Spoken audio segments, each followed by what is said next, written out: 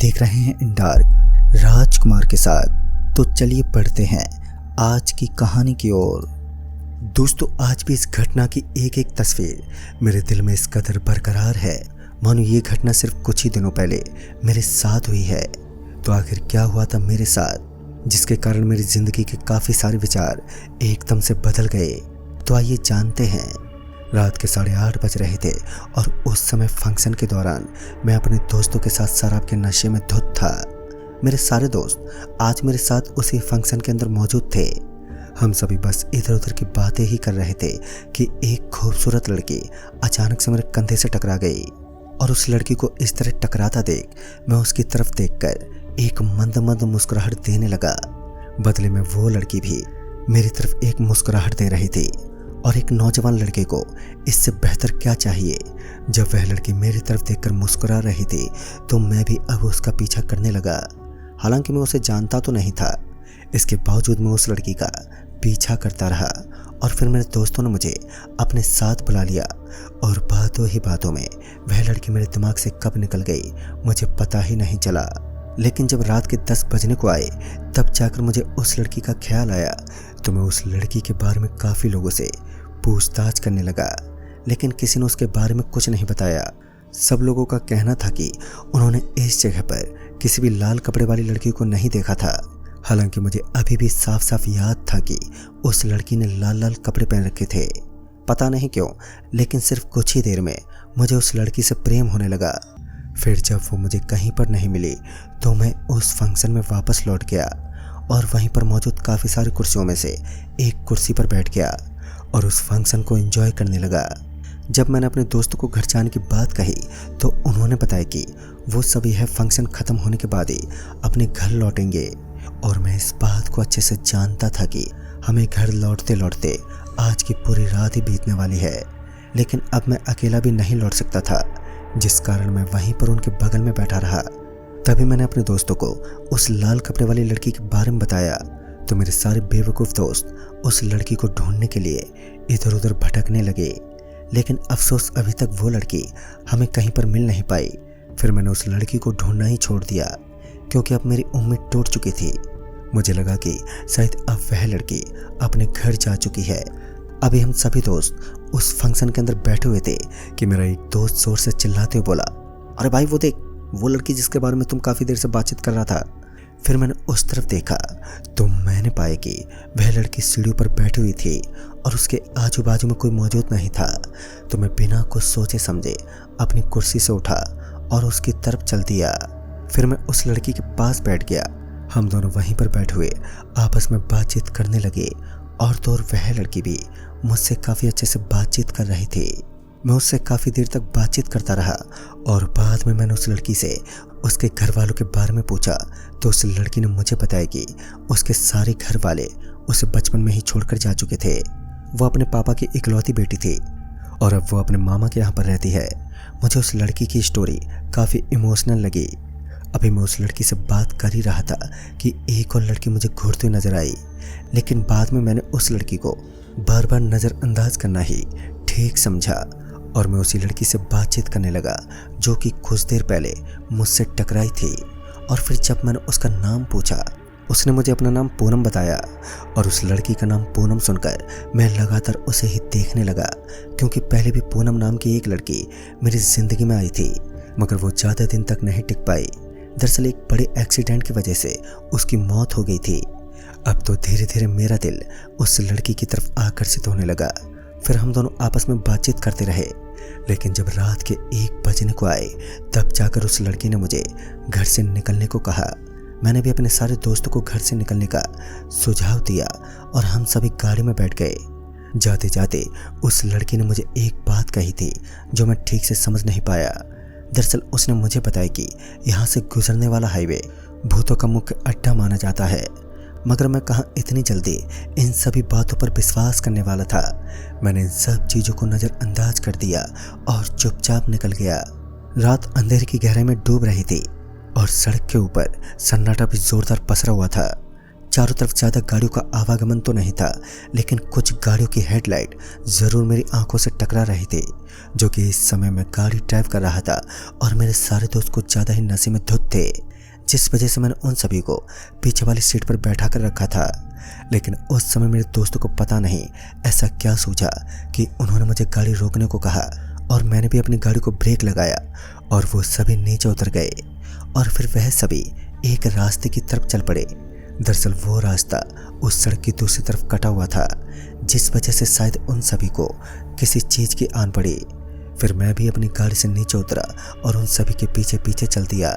पता नहीं उन सभी को उस वक्त क्या हो चुका था कि वह किसी पागल इंसान की तरह एक दूसरे के पीछे चल रहे थे और फिर उन्हें वहां से थोड़ी ही दूरी पर एक काला सा कुआं नजर आने लगा और मैं भी उनके पीछे पीछे चल ही रहा था कि मेरा एक दोस्त उस कुएं के एकदम करीब जा चुका था और अब मुझे भी ऐसा लग रहा था शायद इन सभी के साथ कुछ गलत हुआ है। फिर मैं भागता हुआ उस दोस्त के पास पहुंचा और इससे पहले कि वो उस कुएं के अंदर कूद जाए तो मैंने उसे उस जगह से हटा दिया और तब जाकर वो पूरा पसीने से तरबतर होता हुआ मेरी तरफ देखने लगा। अब उसका चेहरा देखने से मुझे इस साफ साफ पता चल रहा था कि अभी अभी उसने किसी अनजानी और किसी ऐसी चीज़ को देखा है जिसे लोग भूत प्रेत का दावा भी मानते हैं, लेकिन मुझे अब भी इस अंधविश्वास पर विश्वास नहीं था। लेकिन दूसरी तरफ मेरे दोस्तों की दशा भी काफ़ी ख़राब लग रही थी। मुझे तो यकीन नहीं हो रहा था कि आज मुझे किस मंजर से सामना करना पड़ रहा है। उस वक्त मैंने अपने सभी दोस्तों को थोड़ा थोड़ा पानी पिलाया और तब जाकर मेरे दोस्तों को थोड़ा बहुत नॉर्मल महसूस होने लगा। उन्होंने मेरा हाथ पकड़ा और मेरे साथ साथ चल पड़े। जब हम लोग उस रास्ते से बाहर निकल रहे थे तो मुझे ऐसा लग रहा था मानो कोई हमारे पीछे पीछे चल रहा है, जिसके कदमों की आहट मेरे कानों में पड़ रही थी और मैं अपने सारे दोस्तों को लेकर गाड़ी के पास पहुंच गया। लेकिन जब मैंने गाड़ी की तरफ देखा तो मेरी आंखें फटी की फटी रह गईं।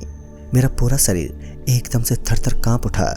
दरअसल मैंने देखा कि मेरी गाड़ी की हालत बहुत ही बेकार हो चुकी थी।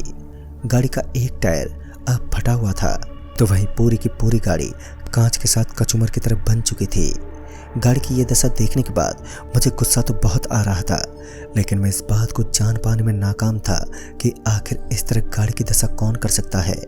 फिर मैंने अपने सारे दोस्तों को टूटी हुई गाड़ी के अंदर बैठने को कहा, लेकिन जब मैंने भी गाड़ी को स्टार्ट करने की कोशिश की तो मेरी गाड़ी एक बार भी स्टार्ट नहीं हुई। उस समय हम सभी एक बड़े खतरे में फंस चुके थे, क्योंकि एक तो मेरे दोस्त कुछ अजीब तरीके का व्यवहार कर रहे थे और ऊपर से अब गाड़ी की दशा भी खराब हो चुकी थी। फिर मेरा एक दोस्त एक बार फिर किसी पागल इंसान की तरह जोर जोर से उछलने लगा और रोने और चिल्लाने की अजीब अजीब आवाज़ें वो निकालने लगा। उस समय मैं गुस्से से लाल हो चुका था, जिस वजह से मैंने एक जोर का तमाचा उसके गाल पर जड़ दिया। शायद इसी वजह से उसे होश आ गया और वह मुझ पर गुस्सा होने लगा, मगर मेरे बाकी के दोस्तों ने बीच बचाव किया और हमें किसी तरह छुड़वाया। लेकिन धीरे धीरे मेरे बाकी बचे हुए दोस्त भी इसी तरह के व्यवहार को अंजाम देने लगे। अब मैं पूरी तरीके से फंस चुका था। एक तरफ कुआं तो दूसरी तरफ एक गहरी खाई, क्योंकि मैं अपने दोस्तों को अकेला छोड़कर भी नहीं जाना चाहता था। और दूसरी तरफ इस रास्ते पर किसी डैन का प्रकोप हमारे पीछे पड़ चुका था। हालांकि अभी भी मुझे विश्वास नहीं था कि हमारी इस दुनिया में भूत प्रेत का भी बसेरा होता है। लेकिन अब धीरे धीरे आंधी भी चलने लगी। आंधी उतनी तेज तो नहीं थी, लेकिन यह हमें विचलित करने के लिए काफ़ी थी।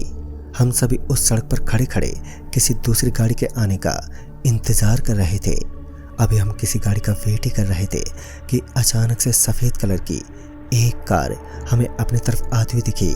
इस गाड़ी की हेडलाइट की रोशनी सीधे हम सभी दोस्तों पर पड़ रही थी, जिस वजह से हम सभी दोस्त उस गाड़ी को रुकवाने की कोशिश करने लगे और शायद हमारी किस्मत ने हमारा साथ भी दे दिया। दरअसल उस गाड़ी वाले ने हमारे पास आने के बाद गाड़ी रोक ली। गाड़ी रुकते ही हम सभी दोस्त किसी भीगी बिल्ली की तरह उस गाड़ी का दरवाज़ा खोलते हुए उसके अंदर घुस गए। पर हमें इससे कोई फ़र्क नहीं पड़ा कि उस गाड़ी का ड्राइवर कौन है। हमें इस चीज़ से मतलब था कि अब हमें किसी भी तरह इस जगह से निकलना था, क्योंकि एक तरफ मेरे मन में ख्याल आ रहे थे कि ज़रूर यहाँ पर किसी चोर या डाकू का बसेरा है। लेकिन मुझे एक चीज़ जो बहुत ही ज़्यादा अजीब लग रही थी, दरअसल जब हम सभी दोस्त उस गाड़ी के अंदर घुस गए और उस गाड़ी के ड्राइवर को चलने का भी इशारा करने लगे, तब भी उस गाड़ी के ड्राइवर ने हमें कुछ नहीं कहा। मैं उसका चेहरा तो नहीं देख पाया, लेकिन शायद उसने काला काला शर्ट पहन रखा था और वो चुपचाप गाड़ी को आगे की तरफ ड्राइव करने लगा। तभी मैंने उस ड्राइवर से पूछते हुए कहा, अरे भाई साहब, आपको कुछ गलत तो नहीं लग रहा है ना? क्योंकि हमें तो सिर्फ लिफ्ट की आवश्यकता थी। लेकिन उस ड्राइवर का कोई जवाब नहीं मिला और उसके बाद भी गाड़ी स्पीड के साथ वहाँ से भागने लगी। उस दौड़ती हुई गाड़ी के साथ मेरे दिल की धड़कनें तेज होने लगी, क्योंकि इस समय गाड़ी की स्पीड इतनी ज़्यादा थी कि मैंने अपनी ज़िंदगी में इतनी स्पीड से भागती हुई गाड़ी पहली बार देखी थी। हद तो तब हो गई जब उस गाड़ी ने किसी अनजान मोड़ की तरफ अपने आप को मोड़ लिया।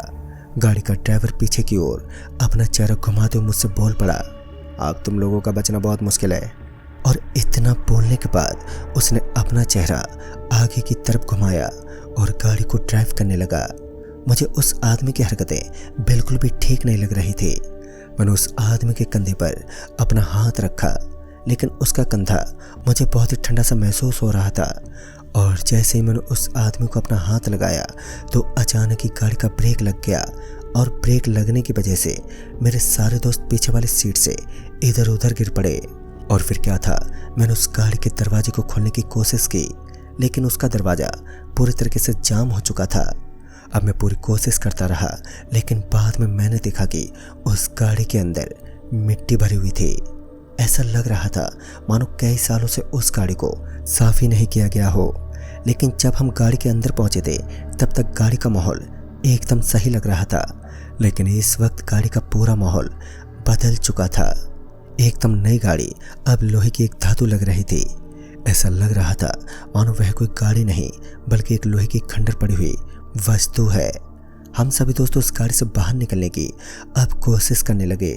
और अच्छी बात तो ये थी कि इस समय मेरे सारे दोस्तों को होश आ चुका था और साथ ही वो सभी एकदम नॉर्मल लग रहे थे।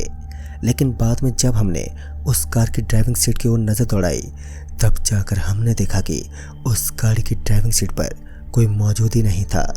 अब हम सभी कार के दरवाजे को ज़ोर ज़ोर से खटखटा रहे थे, लेकिन वो खुलने का नाम ही नहीं ले रहे थे। और जब मैंने उस दरवाजे से बाहर का नज़ारा देखा तो मैंने पाया कि बाहर की ओर एक सुनसान कब्रिस्तान पड़ा हुआ था, जहाँ पर मुझे काफ़ी सारी कब्रें नज़र आ रही थी। पहले तो मैं अपनी गाड़ी से नीचे उतरना चाहता था, लेकिन बाद में अब मेरी हिम्मत नहीं हुई कि मैं अपने दोस्तों के साथ मैं इस तरीके के स्थान पर उतर सकूं, जिस स्थान पर रुकने का मतलब अपनी मौत को दावत देने जैसा था। लेकिन मेरे सारे दोस्त अपनी मूर्खता का परिणाम देते हुए उस गाड़ी से निकलने की कोशिश में लगे हुए थे, लेकिन अब तक उस गाड़ी के दरवाजे खुले ही नहीं।